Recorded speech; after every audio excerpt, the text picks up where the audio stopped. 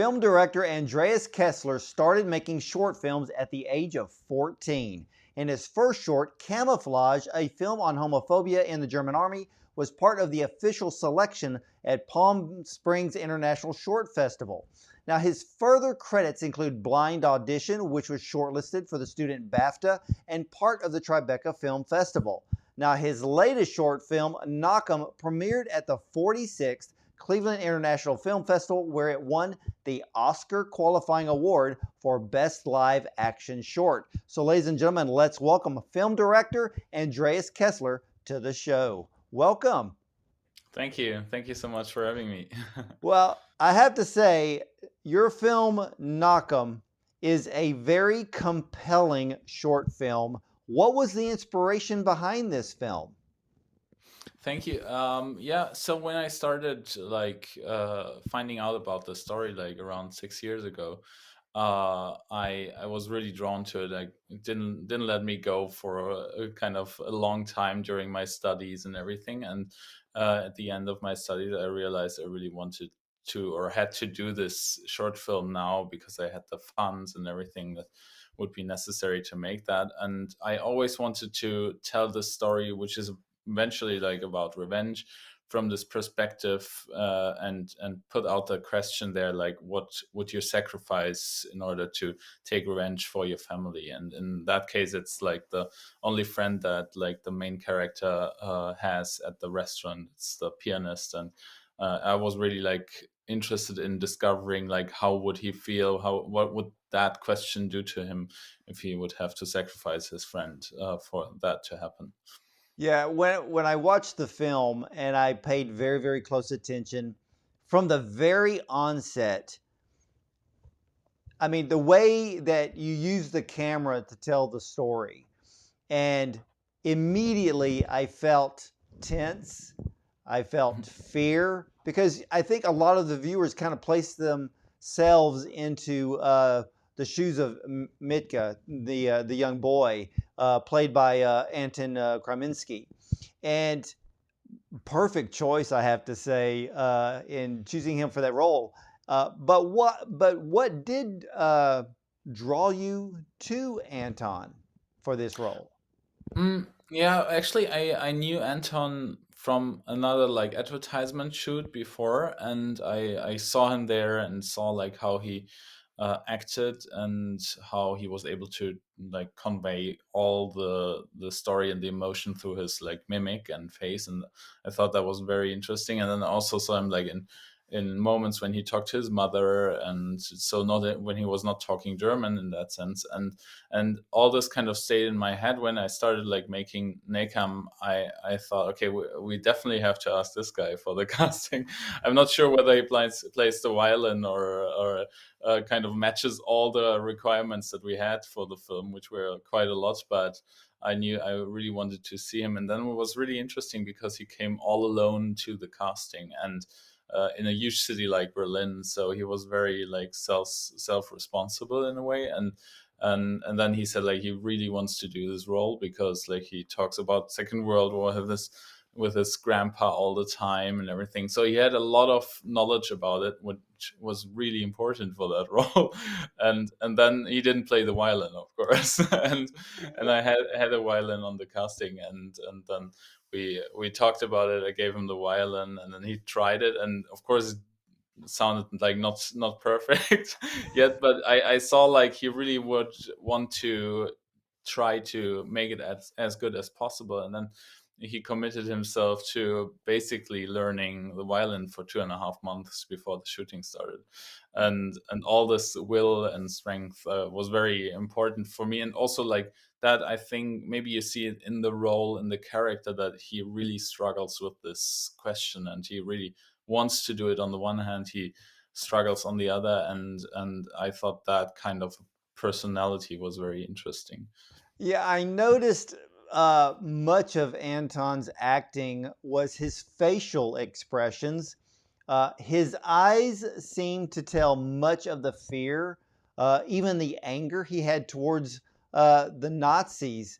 Uh, and then you have Igor, the older gentleman, the piano player, who seems to be playing um, almost a almost in a way a go between in the struggles that Mitka is going through in this film. How important was it to have that third character where you have Mitka and then you have the Nazi officer? How important was that to kind of create that triangle there? Yeah, that was like the main goal, to kind of get this situation where Mitka is in, like where he has this building friendship in the place where he doesn't want to be. First of all, I mean, that place is like visited by many Nazi soldiers all the time, and in every kind of second he could be like his identity, his real identity could be discovered, and that would have tragic and terrible consequences. And so when we realized during the script writing that we would start having this character who he plays with, and who we also would be able to tell the story, that he creates a bond to somebody else through, for example, making music, through like playing together, we started to think, okay, very important for us to have this mentor role in Mitka's life. And that's also like, it's basically even like a metaphor for like what he's willing to do, and how much he also like discovers this love for somebody else again, and this caring like attitude. And so the whole story was like turning around suddenly this person. And so we knew we had to find somebody who would be able to really show this kind of strength that a mentor has, but also like the ability to help Mitka to be his best friend, to maybe stand in front of him when something bad happens and stuff like that. So that was very exciting. And I thought, like, when we cast Igor, who also didn't play the piano, by the way, that was a great like working process, because they, next to the shooting, they also became like friends and best buddies, and would help each other. Like Yevgeny, who had a lot more acting experience, of course, and then Mitka saying like, "Oh, I don't need to go to acting school. I already can act." And then, yeah, you have to go to acting school, and you can still learn a lot from that. And it was always like a really funny buddy dynamic somehow that we tried to capture on the screen as well. Of It course, is with funny. a more Yeah, because tragic. when I was watching the film and I noticed that Igor, who is Mhm. played by Yevgeny Sadikin, a very experienced actor, and when I saw him in the film, I'm like, wait a minute, I know that actor. I know that actor. And for those of you out there who have seen the Jason Bourne movies, you'd probably recognize him from those. He seemed to be the perfect actor for this part. So, what drew you to actually cast him as Igor? So when we started like doing the whole casting process, we discovered there are like not so many actors who would kind of suit to the roles, who would speak the languages, Ukrainian, Yiddish, German, and everything. And uh and so there weren't super many choices, but the choices that we had were very experienced, and only like, I felt like really good actors ended up being on our list. So I was super lucky, because we ended up with almost all the time with the number one choice that we wanted and everything. And that was also because often, like, being like an actor from a different country, working, for example, in Germany or Vienna or Austria, so you often have to play like a little bit more stereotypical roles, and this kind of stuff. And when we asked them for playing their parts in NAKAM, they were really happy, because they would play, yeah, very exciting roles, and also roles that would give them a lot of freedom to express several acting sides that they maybe don't express that much and that often. And always this depends, of course, but that was a great thing. And I was having a big pleasure to just work with those people who were like in Jason Bourne films and whatever. I mean, that Well, was really, you really know, good fun. Andreas, I have to say the cinematography of NAKAM is absolutely spectacular. it's a very moving film in the way that you use the camera so much to tell this story. And to have both Anton and Yevgeny, both of them, as I said with Anton, they both acted uh, a lot through facial expressions, through the look in the eyes, and even the Nazi officer. I mean, he was a scary kind of guy. I mean, even just standing there and having this very intense look on his face, you felt the fear as if you were standing in front of a Nazi officer, because you didn't know if it was going to go good or if it was going to go bad. But for you, how difficult is it to tell a story through film in less than 30 minutes? Yeah, I mean, it was basically first planned as a feature film, I have to say. But then we decided, okay, we wanted to make this within a year, basically, and then we realized, okay, it would be very complex to start getting the fundings to write the script like 3 times longer and everything.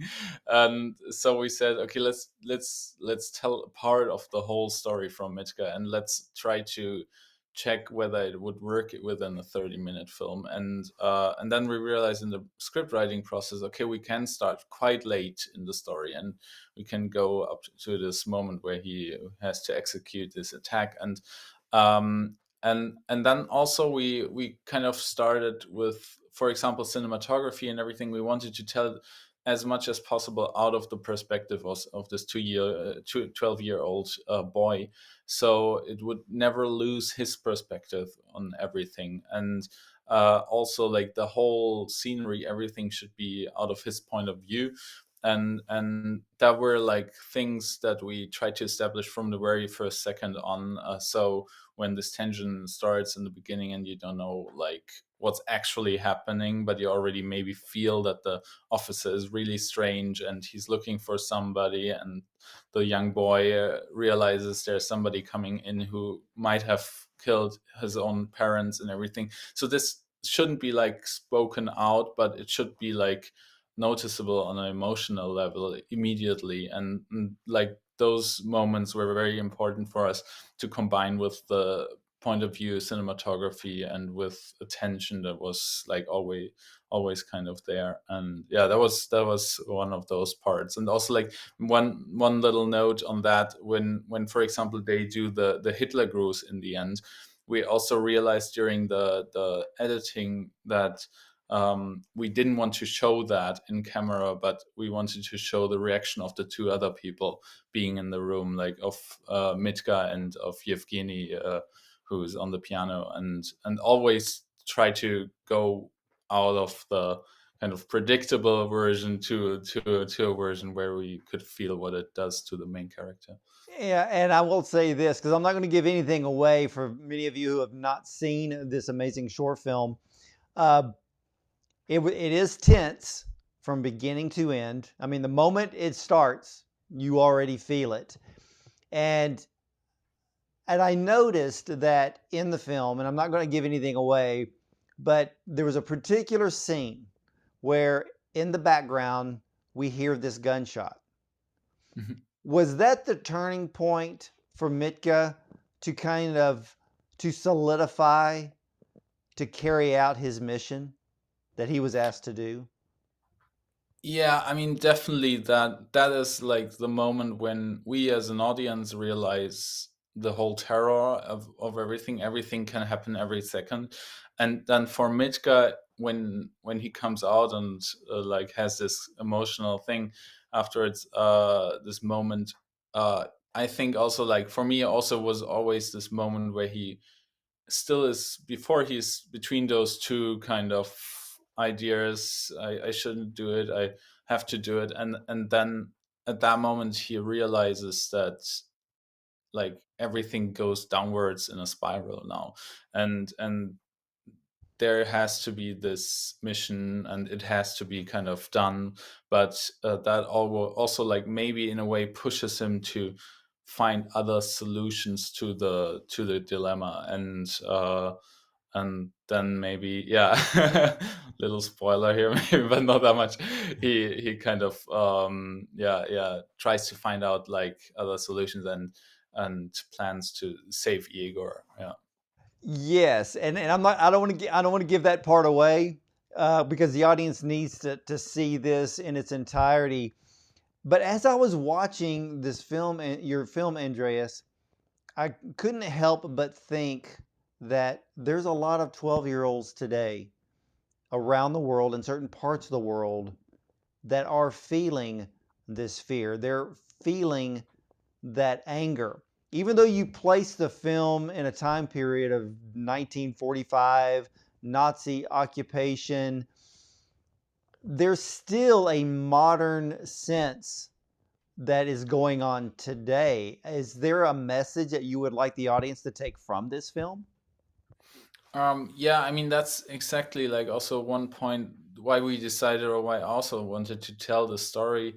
Uh, Although it is a historic story, I thought the like frightening thing about it is that it's quite universal. Like the conflict, it's quite timely in a way, and I could imagine this conflict happening like in a lot of war regions at the moment, even.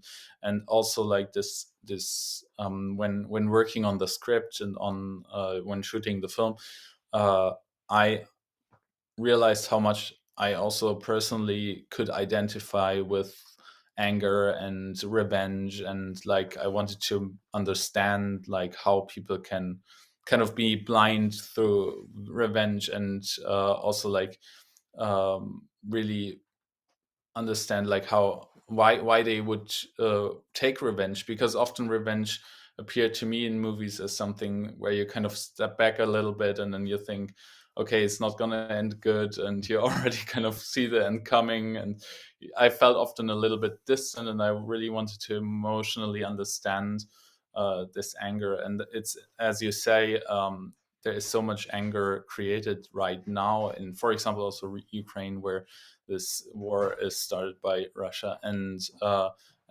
generations will feel suddenly a lot of hate and anger. So the idea of the whole film was always to kind of do an anti war movie, to really say like the like this anger and violence always creates more violence. It's like always a downward spiral, and the only way is to, yeah, look back in time, but also to realize today we have to do everything to end those conflicts.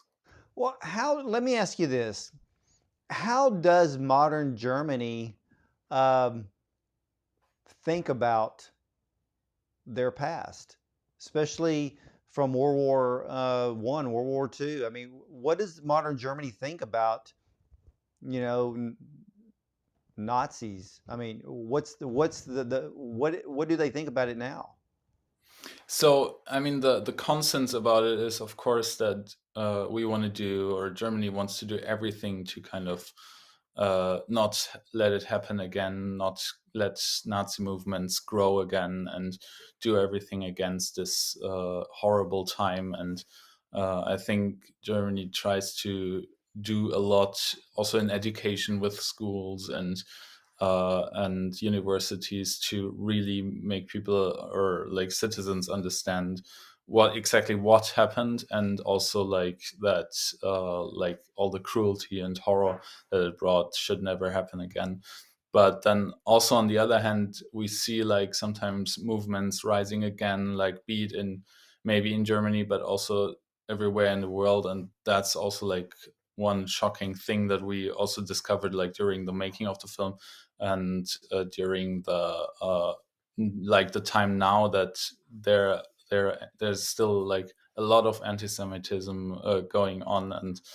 And since you asked like also why this film, is also like one point, of course, to not make people forget about this time, and to talk about the subject, and to realize that this shouldn't be anymore in our world, anti-Semitism and everything. So And you got that yeah, message across very well in thank you. this film. And out of all of the Oscar shortlisted, the Oscar nominated films, short films that I have seen so far this year, I really like NAKAM. I really love this Thank film. you. I think out of all of them, cinematography wise, it's probably the most beautiful. Hmm. Um, because I love the way, again, that you told the story through the lens of the camera. I love the fact that it's not overly heavy in dialogue, that Hmm. it's amazing how much power there is in the look of someone's eyes, a facial expression, and you did it beautifully. Thank you. Thank you so much.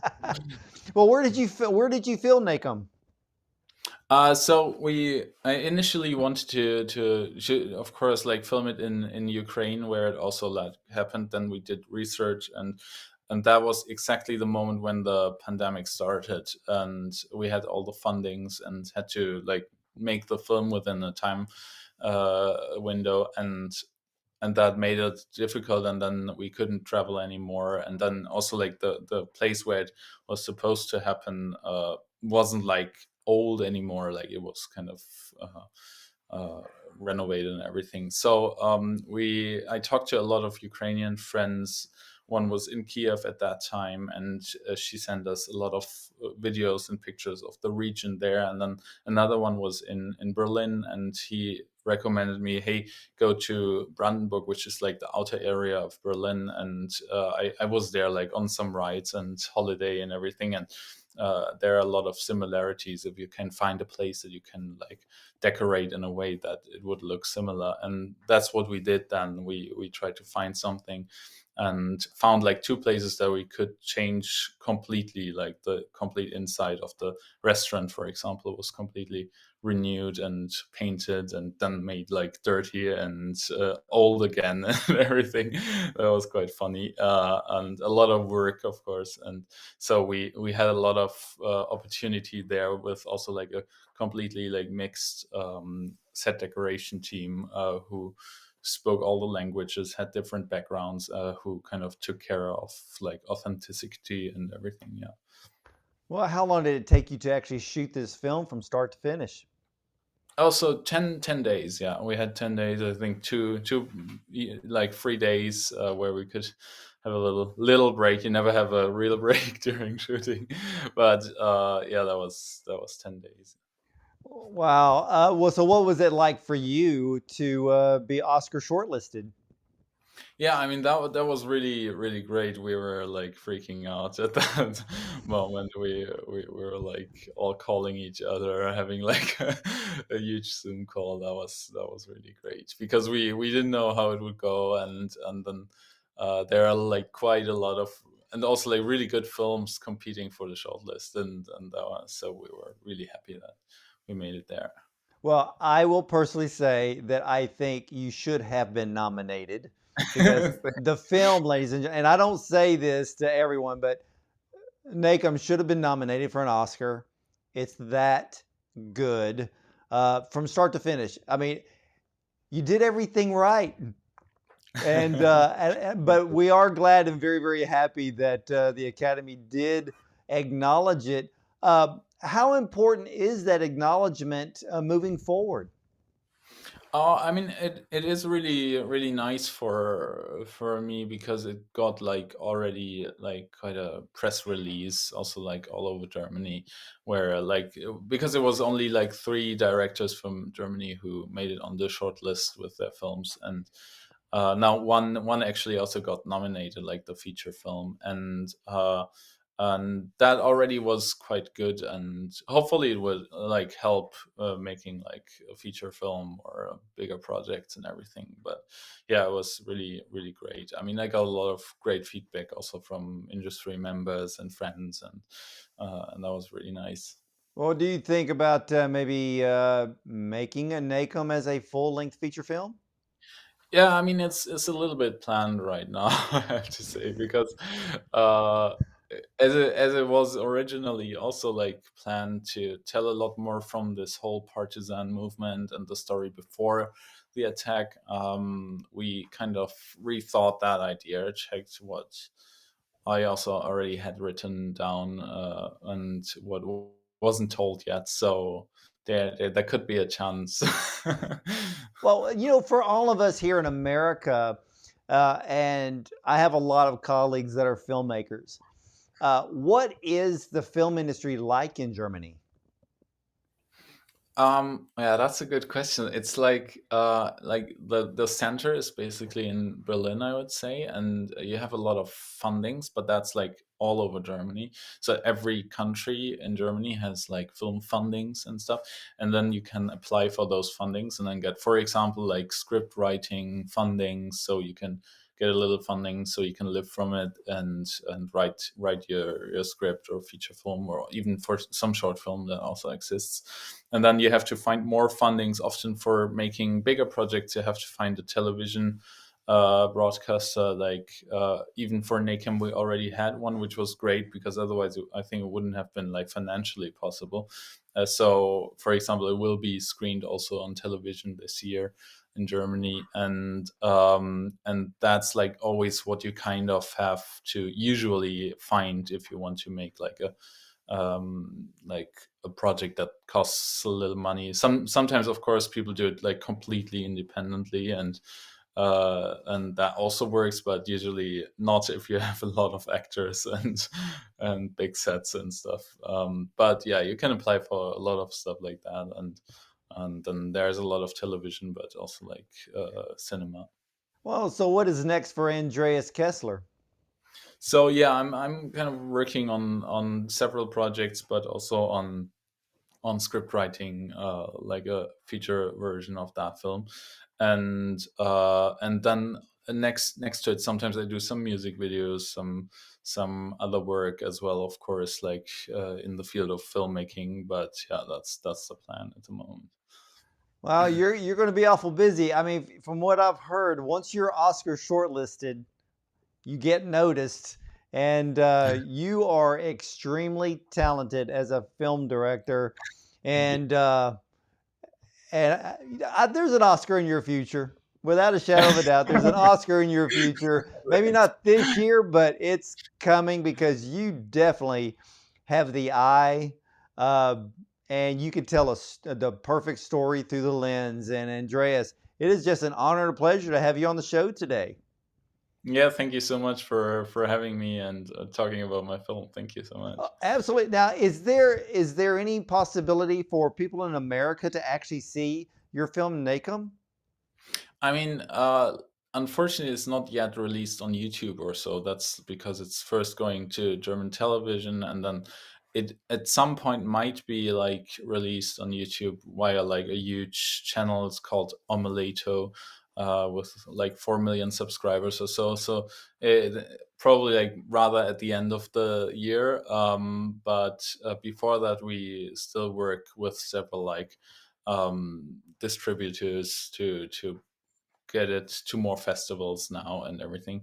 So at the moment, it's mostly like film festivals, and of course, I mean, you basically can just write me and you'll find me online. If you really want to watch it, I'll just send you a link. That's always possible, of course. Well, again, I've had the absolute pleasure, the honor to actually watch your film from start to finish. And again, it's a beautiful work of art for cinematography.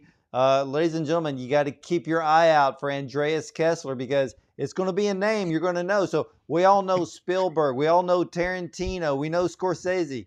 You're going to know Andreas Kessler. So just keep watching. He knows. He has the eye for film. And again, thank you so much for being on the program. Thank you. All right, ladies and gentlemen, Andreas Kessler with the most beautiful short film on the Oscar short list, NAKAM, and hopefully you'll be able to see it soon outside of Germany. So what we need is a big streaming channel just for short films so we can watch them all the time. And so stay tuned. I'll be right back after this. В трактире сегодня был штурмфюрер. Я его узнал по погону. Так. Завтра придут еще офицеры. Офицеры СС. Закрыть дверь. Morgen Abend wird es hier einen Empfang geben. Sie werden wie gewohnt spielen. verzichten jedoch auf Stücke mit schwerem Klang. Den Gästen wird ein leichter Abend geboten. Jawohl.